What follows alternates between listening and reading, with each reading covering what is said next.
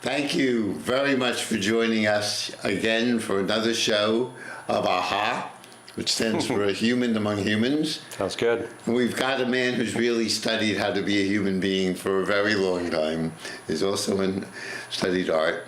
This is Paul Merrill, and we're going to be discussing nonviolent communication, or another way of calling it is compassionate communication or loving communication. And we have three areas to explore. Okay. So the number one challenge is, I'll just say it and then we'll see what we can do with it. Yeah, that sounds good. I'm talking to someone I love, and I have the feeling that there's not a love flow between us. And finally, I feel that's okay. All right. I don't like it, but it's okay. I don't need to have it. I have it in myself. All right. That sounds like a great content to start with. And I think we can talk about this and explain to the viewers some of the parts of nonviolent communication that both of us find useful. So is it okay with you if I just sort of talk about what I've heard you say so far and the things that interest me? Yes. The first thing that I'd want to point out is that your first sentence, what you were describing was actually a thought that you said, I feel that the love isn't flowing between us. Yes, and that is the giveaway, right? Right, and we're going to talk about the various building blocks or pieces of NVC, and one of which is to distinguish between our thoughts and our feelings, and to notice, like in other forms of psychology, that our feelings come from our thoughts, and we also have the freedom to inquire what other thoughts might be true. Yes. And in some ways, I think you discovered in this situation that there were other things that were kind of working for you, or that you were okay with, that actually your state of being was fine, even though some sensation of loving or love appeared to be absent. Am I understanding that correctly? So it seems to me, I love what you're saying, but it feels so much like a feeling. Like at this moment with you, I feel, and then there was that, right? But it still feels like, maybe I can say it another way. I feel, it's different. I agree with you.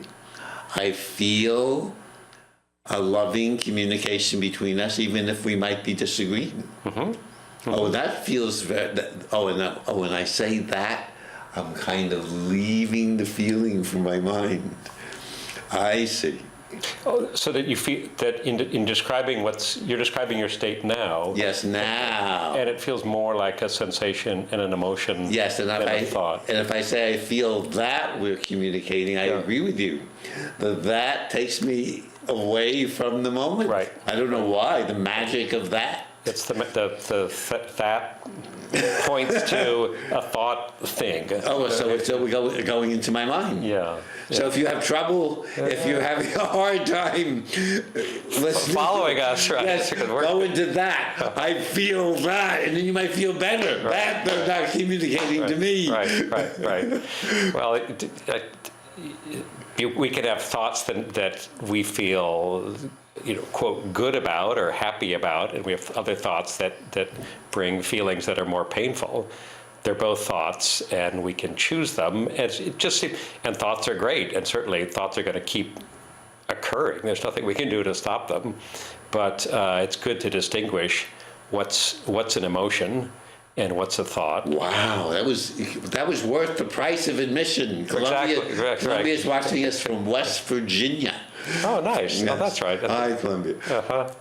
And I also want to get back to, I think what's for you, the salient point of this scene was that you were in a situation, I think, with your partner, and you felt that, there's something, I'm not experiencing a kind of the quality of love and yet you didn't experience it as absence or lack or something that you were either sad or angry about. I was, I have to, now I'm, see, he's got me to be careful about my language now. Only if it's useful to you. Yes, it is useful. Okay, so I'm going to go back into the situation if All right, I want to. yeah. So I'm feeling, and I'm not going to use the word that, Okay. because he's a good teacher. All right. I'm feeling a block. Mm-hmm. I'm feeling flowing out to my beloved, and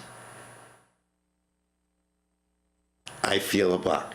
So let's talk about, does that block in you? Do you feel withdrawn, tentative? I'm just exploring things that you might be describing yourself, or are you thinking the block is her and she is impatient, withdrawn?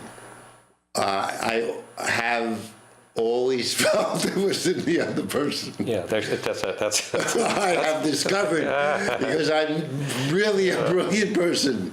After being with many women and feeling the same thing, I might have the brilliant discovery, wow, it might not be them. It could possibly, hard as it is to believe. hard as it is to believe, right? Or even consider. Right.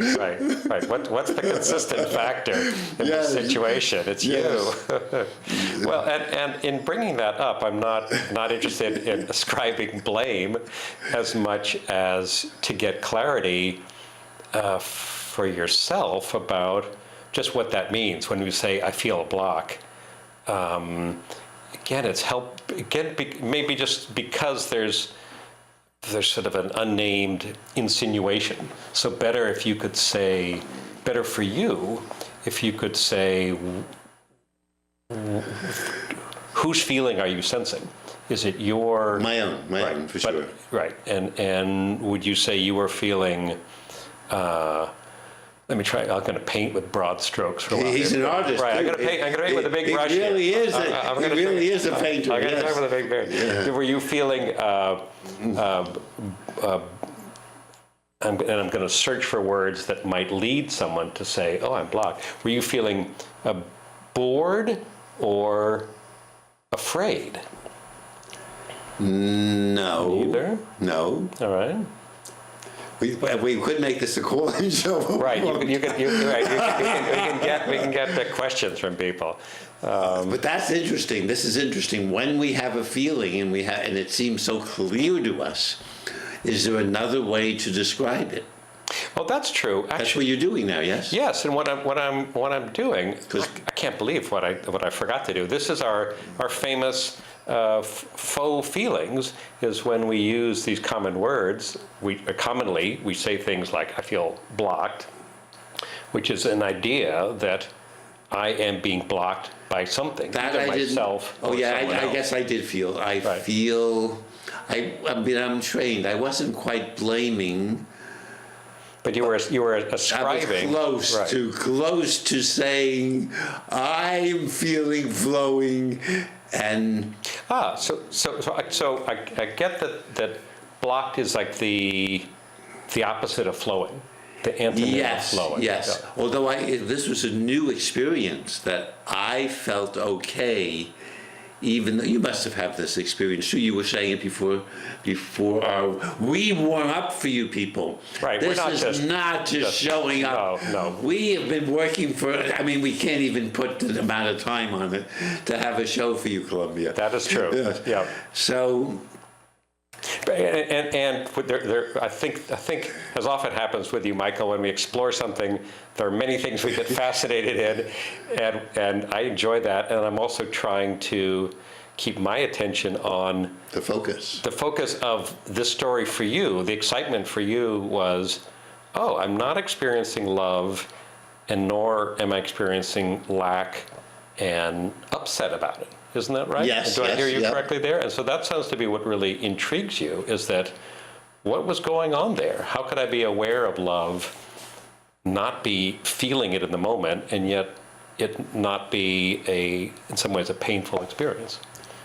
It is a little painful, but way hugely better. Yeah. I mean, I have another friend of mine, an old friend, who decided to not be an old friend anymore. Uh-huh.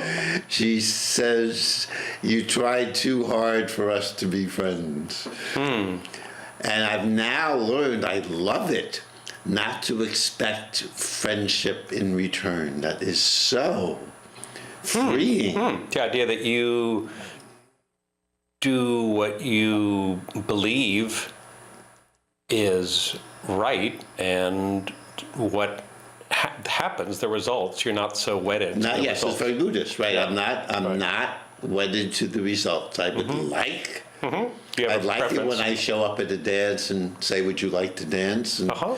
But if they're not interested, it's usually nonverbal. Yeah. Like walking away. That's right. Right, there's the dance, the literal dance is the dance of life, and so you invite someone to be a partner, and some people say no, and it is, I join you in that evolutionary ascent to being okay with no. Okay with no. That's Which- rhymes. which- It's beautiful. Yeah, which is a major tenet of nonviolent communication. How do you know what a true request is? When people talk about demand energy, one of that is just what do you do if you hear a no? If you hear a no and are either blaming and aggressive or hurt to such a degree that someone's natural instinct will be, oh, I must care for this hurt person. That's also a burden on other people. Yeah, so it's extreme, and you get more results. This is not just interesting conversation.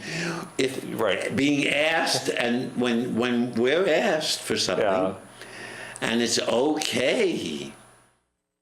It's okay to say no. Yes. Oh, does that feel better? It's more it's more likely to be a yes, if you're open to a no, and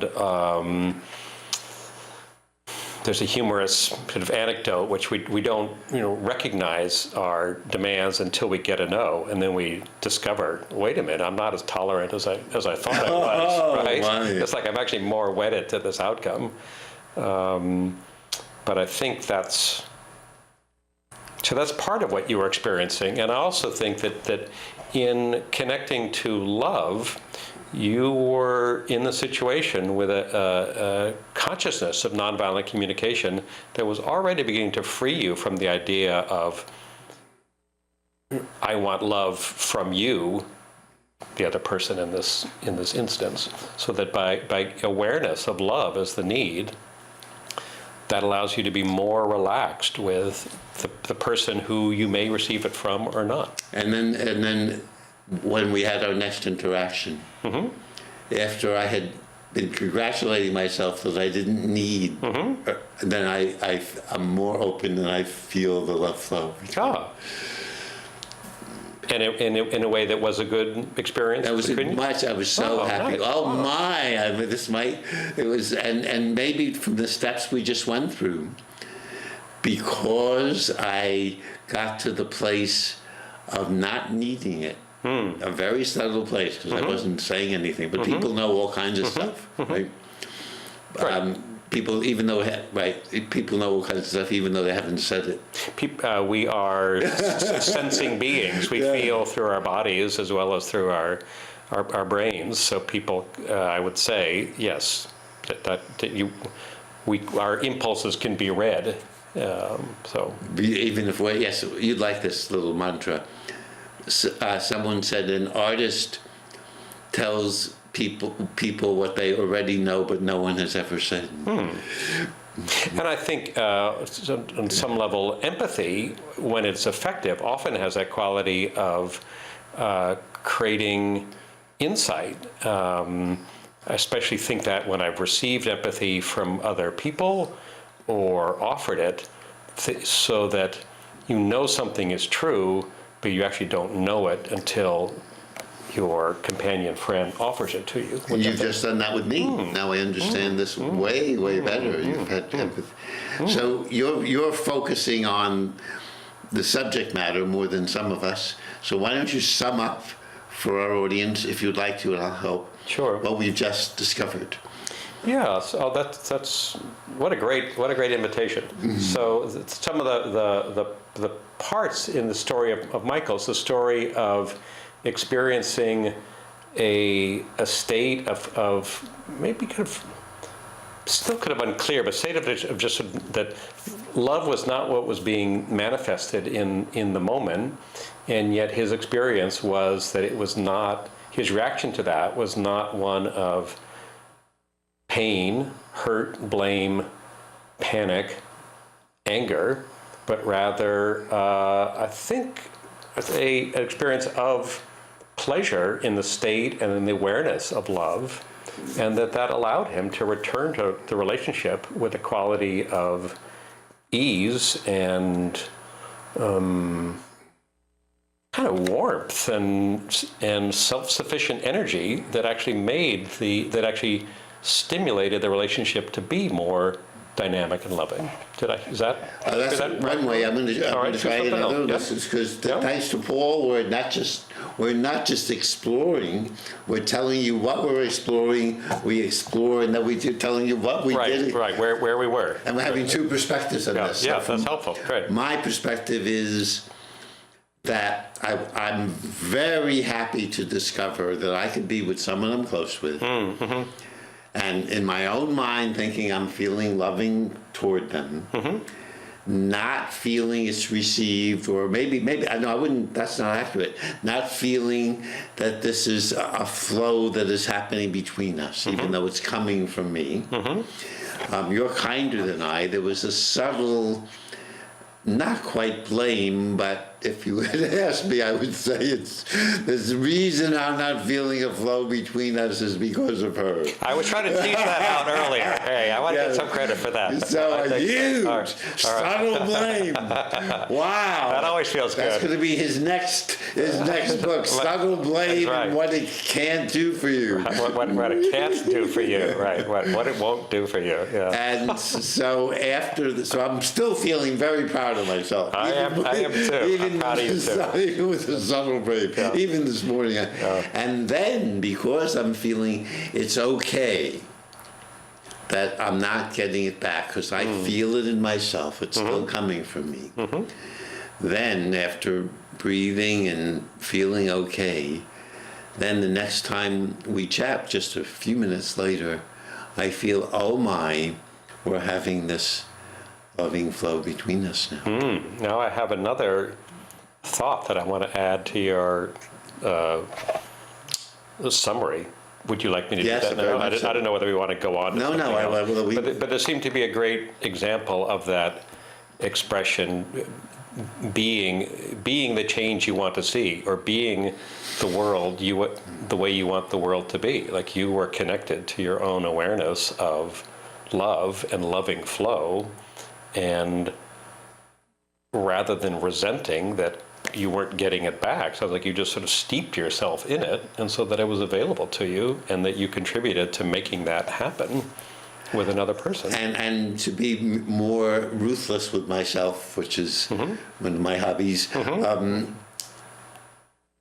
was so taken with the loving flow coming out of me that I was resisting. It was me who was blocking feeling it coming back.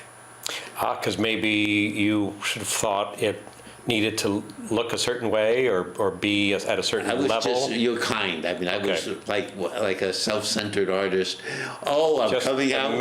I've got this radiance coming out of me. Oh, I didn't know I had it in me. Oh, and not taking it back from and suddenly blaming my partner because it wasn't coming back to me, and it was I was blocking it. Wow. I was blocking getting it back. This is an interesting journey we're going on, Michael, because there was a while ago when I was sort of asking you about that, and it felt like either you couldn't or you wouldn't say it was me. Yeah. I'm not saying, but now you are saying, actually, it was me. Now I see it's me. It could have been your partner, but it was you. And that is, again, the more we can take responsibility for, the more power we have. The more we can change things. Yes, the more power we have. Right, and especially if it starts with thinking, oh, I'm completely innocent. I'm Mr. Flow. Yes, Mr. Flow. That's right. You've seen it, you're experiencing That's it. right. Other people block me, but it's like, wait a minute, I'm preventing something from occurring. Maybe I'm not, whatever, I could listen more. I could be aware of balance. I could be aware of flow may look different in one person from another, flexibility. And flow does come between people, not just one person being Mr. Flow. I'd say so. I'm not sure that flow can flow be autonomous? Can you have autonomy? I think you can be in a relationship to yourself. Yes, which everybody has their hobbies. It's another one of mine. But it sounds like we're going to be, next time Paul comes, we're going to be coming with a musical comedy. The first song is "My Name is Mr. Flow." Sounds great. This will be a singing and dancing show. Yeah. So it's going to be wow. All right. Do we have another topic or question? We have another topic. We can just start. We're going to have a break in another 4 minutes, and then we're into the second half of our show. Okay. But we've summed it up. We're doing it good, right? I think so. Okay, number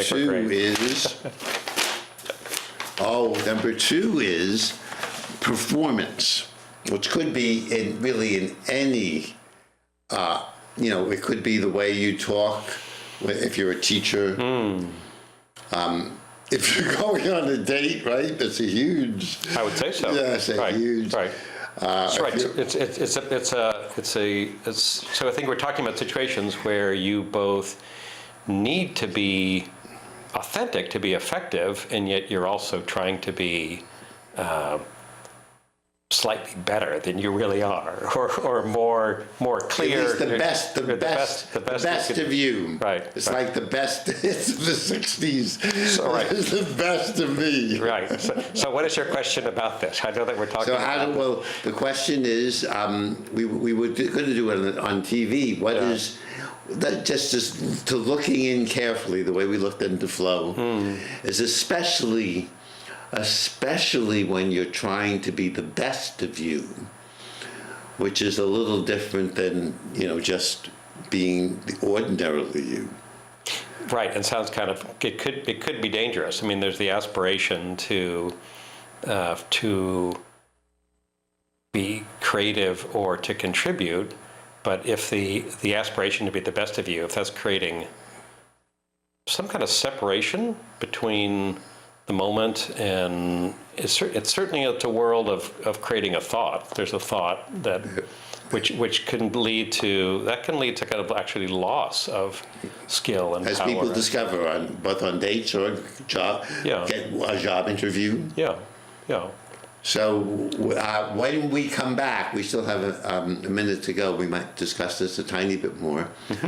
We will guarantee you that at any dates or any job interviews, this will help you toward becoming the best of you. I don't think we can guarantee. I think we can offer. It might help. We're doing our best. I think we are sincere, and it might help. That might be about as far as I'll go. Yes. And you've already learned who to listen to as we come back. So any last thoughts on because we're performing now in case you missed it. Right, which is that we are conscious that there are other people watching us, and we hope they're having a good time. And Paul wanted more, to tell you the truth, if I may share. Wanted more of which? That you don't want them only to have a good time. I want them to learn. You wanted to learn. So that they or he or she can have a better life. Who is out there? Columbia. That's right. You can get your money back, Columbia. Double. Wow, right. Paul is joining in the exaggeration club. That's right. That your life will be better if you listen to the next half hour of A Human Among Humans. And I think we should sincerely aspire to this, even in our small ways. Let us hope that we are actually contributing to somebody. Yes, and how to do that, and as you said, it could get in the way of. Right, too much self-consciousness. Yes, and so how can we do it well? Please stay tuned. We'll be back in 3 minutes.